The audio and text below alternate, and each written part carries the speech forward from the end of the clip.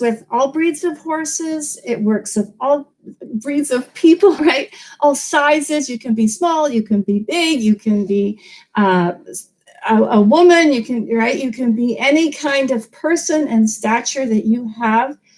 And if you're going to be interested in this live today, if you want to improve your relationship with your horse, you want soundness for your horse, you may want dressage movements to be able to do them in hand. It's good for starting in a young horse, for a geriatric horse to keep them in shape and keep them moving, for athleticism. So basically, it's used for whatever you want to do with your horse. All right, it's simple. So I'm going to go through that today. So hi, my name is Chris Adderson. I'm the founder of forthehorse.com.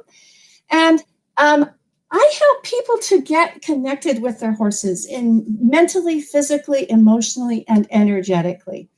And in hand is one amazing way to do just that. So if you're coming on live here, let me know where you're coming from. Put a note for me below, please, and feel free to interact so we can chat here. And if you're on the replay, also put in notes for me, because I always come in afterwards and I'll answer questions and I'll chat with you. All right, so this is a simple framework that I've developed over probably 4 decades of working with hundreds and thousands of horses over that time and students. And I've learned personally from myself and from watching my students. So a lot of it, has come by from testing it on my students, but also on myself. And one such instance was a spinal injury that I had.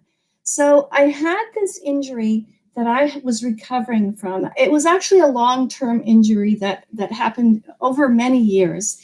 And I wanted to heal from that injury completely, because what had happened was I was basically just compensating. My body had compensated in many different ways, and I was getting along fine, but I did have pain in some areas. So I decided that I wanted to really address that and to focus on it and to find out solutions. I was doing a lot of in-hand work with horses, and one of the horses that I was using was a big Andalusian gelding, over 16 hands, and a very big, wide, strong horse. I was also using small horses, like a Morgan Arab horse that was small, but a lead mare and very energetic. So I had a lot of horses in my own personal laboratory that I worked with. And I came up with this framework. It's a simple framework, which means that it evolves with you and your horse as you go through, because you are going to evolve. You're not going to stay where you are right now as a rider, and you're not a horse. So the one thing you don't want to be stuck in a place where you have something that you're working with and you can't evolve with it, or it doesn't evolve with you. So this simple framework that I'm going to tell you about today evolves with you and your horse. And you can do it anywhere, anytime. Sometimes I'll do it outside. Sometimes I'll do it in my indoor. And again, it's been proven. It's been field tested. So if you want to get notifications for my lives when I go live, I want you to click on those 3 buttons that are up there on the right there. So you can click on them and a drop-down arrow will come down. You can click and choose turn on notifications so that you will get notified. Otherwise, you won't get notified. So if that's something you want, do that now. If you want to subscribe, then click on the bell icon, and that bell icon will fill it up, and that means that you're subscribed and you'll get notifications for when I'm going live. All right, so in hand, basically in hand is a way to do things with your horse that speak to your horse's body and speak to your horse's mind. And this is important to really think about, because some systems you have out there only talk to the horse's mind. They're mostly focusing on the horse's psychology. Other ones are mostly focusing on the horse's physical state. So it's important that when you're working on hand, you have a method or a system that works with both because they're interconnected, right? The emotions, the mind is interconnected with the physical. One comes before the other. Who knows which one it is, but that's another topic completely. So let me know, put a note for me below if you understand that the mind and the body work together with your horses and with you as a rider. Now let's go into my framework. All right, number one is that you need a way to convert visual to kinesthetic. So right now, think about you as a rider. Are you a visual learner as a rider? Do you see things and that's how you learn best? Put a note for me below. Write visual as a note for me below if you are visual. Most of us are visual, and with horses, because they are, they're basically larger than life, right? They're huge animals, and we see them from the outside. So we are visual human beings, right? We see our horses, how they move. We care for them from day to day. So we're very visual. Changing that visual to kinesthetic can sometimes be very challenging. It's like ballroom dancing with a partner. It can be hard. It can be hard to ballroom dance with a partner and make it smooth and make it flow, right? And not get frustrated. If anybody here has done that, let me know. I myself was a ballroom dancer with my husband, and so I relate this very much to that. So it can be very hard to change from visual to kinesthetic. You need to experience it, and you need to learn how. You need to learn how to convert your visual sense to your kinesthetic. And so that's what I do in my program. We first show you how to easily convert the visual to a kinesthetic. And we start with the halter. And we start by showing you exactly what to do, what to feel for, what to look for first in your horse, what's happening, and then what to look to feel for. Then we go to more concentrated tools like a bridle. And we do the same process where we convert your visual to your kinesthetic. So in hand, you are working beside your horse. You are working with your visual. You are seeing what's happening. And you are then converting that to your kinesthetic sense. So you're feeling what's happening. So you're connecting the dots. You're connecting those two things. So now it makes sense for you, because when we're riding, is that not completely kinesthetic? A tiny bit of visual, but you don't look down at your horse all the time, right? You're all the time, though, feeling. You're all the time feeling with your seat, with your legs, with your hands. You are all the time in the kinesthetic area. So if you don't know how to convert your visual to kinesthetic, then it's going to be very difficult, if not impossible. And what did we mention with the ballroom dancing? It's frustrating, right? And that's where people start to quit, right? When they get frustrated, that's when they get feeling they can't cope, they can't deal with this, and then they feel like quitting. All right, so this is something that I do with every new horse that I work with. All right, so if I was to work with a new student horse or a horse of mine, I always convert my visual to the kinesthetic, because our visual is not good enough. We can't see as well as we can feel. If we rely only on our visual, we're too late. It's all too late, and it's over. All right, number 2 is to find the best way biomechanically. And that means biomechanically for us as riders and biomechanically for your horse. There is a best way.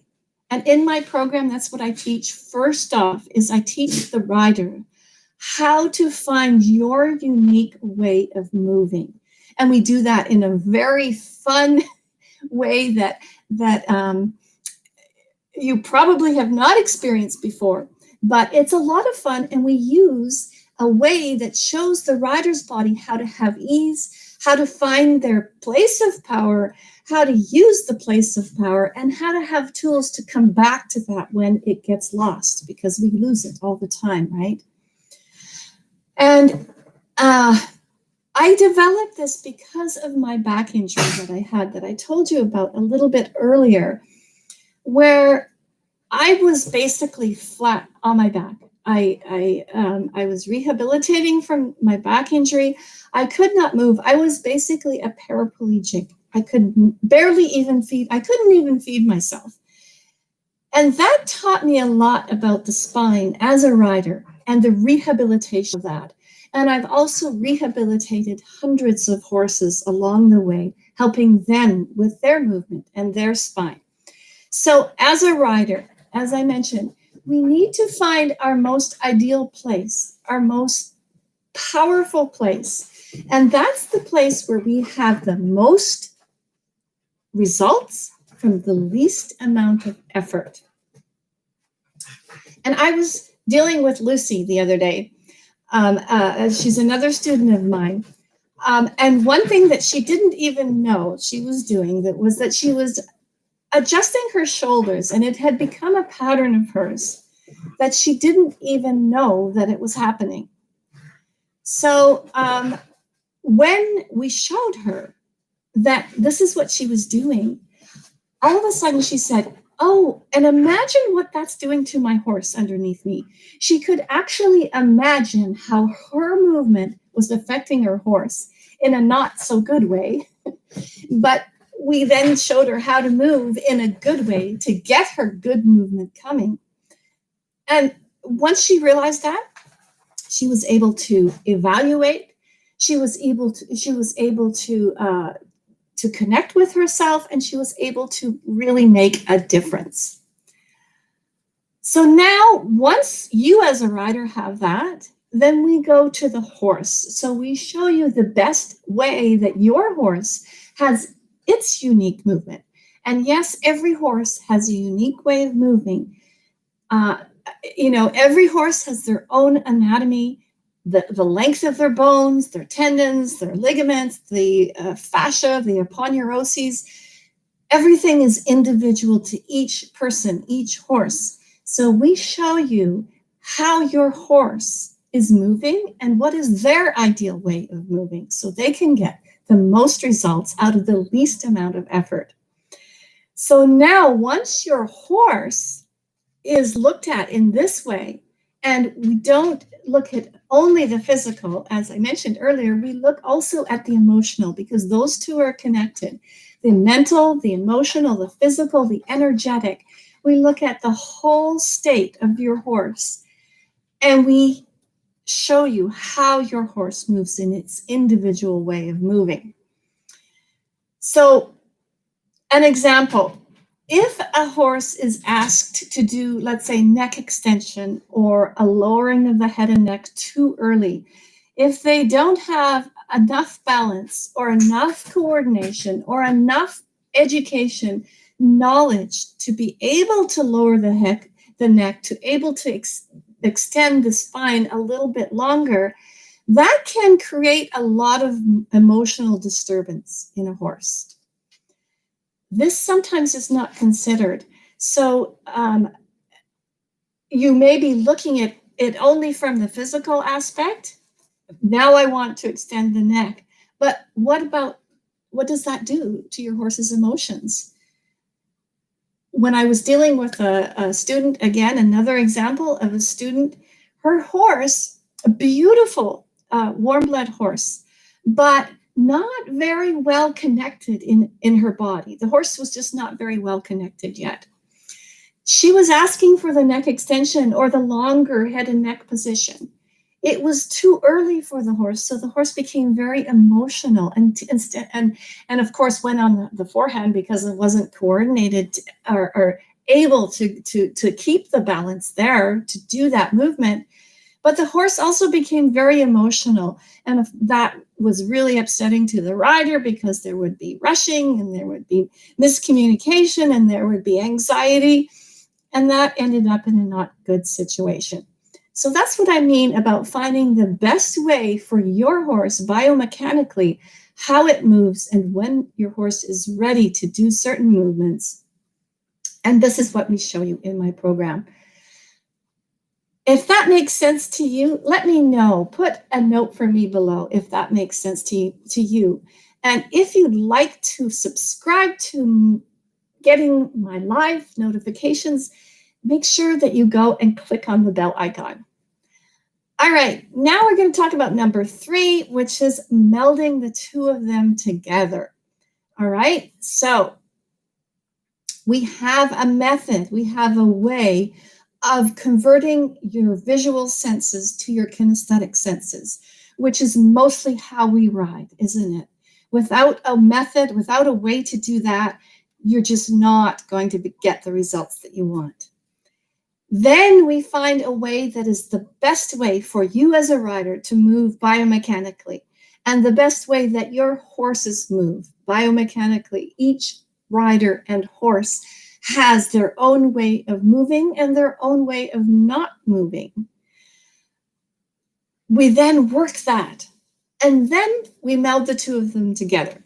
So this is where you have you as a rider, you have your power position, you are connected.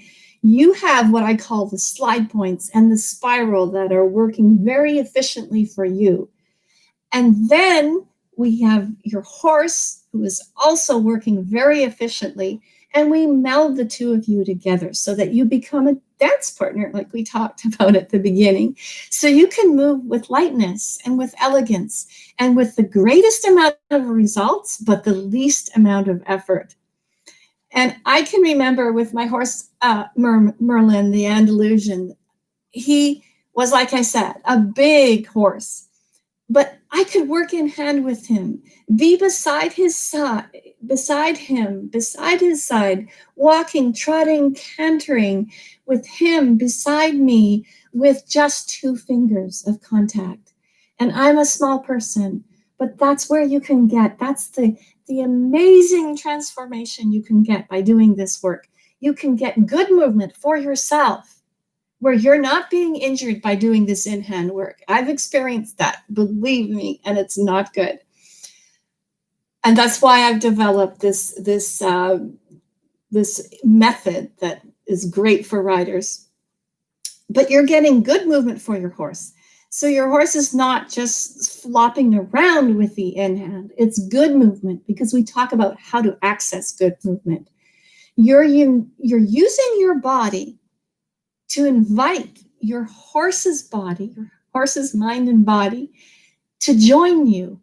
So it's not about aids. And this is a great myth about riding, is that it's all aids, right? You do something, your horse responds this way, and this is what you're looking for. Not with what I'm doing. It's about you inviting your horse to dance with you. So you have your power place and you know how your body moves, and then you invite your horse to dance with you, not with cues. It's not just mechanical. It's about mind, body, emotions, and energy. And this is what I teach in my program. So I have a free webinar for you. If you'd like that free webinar, it's all about what I've just talked about here. It's a training for you that will tell you more, teach you more about this type of work that I'm doing in my program. If you would like the free webinar, just put YES as a note for me below, or send me a private message, and I'll make sure you get the link to that, so you can find out more about how you can ride with ease and flow with your horse, without pain, without extraneous effort, and without a bunch of exasperation and frustration so you feel like quitting. All right, so thanks so much for being here. It's great to have you. I will come in afterwards and respond to your questions, your notes that you have for me below. And I will see you next time. I'm here every Thursday at 3 Pacific time, 6 Eastern time, every Thursday on my group, my private group in Facebook, and also I'm streaming live on YouTube, and I'm also streaming live onto my business page in Facebook. So thanks so much for being here. It's great to have you, and I will see you next time. Bye for now.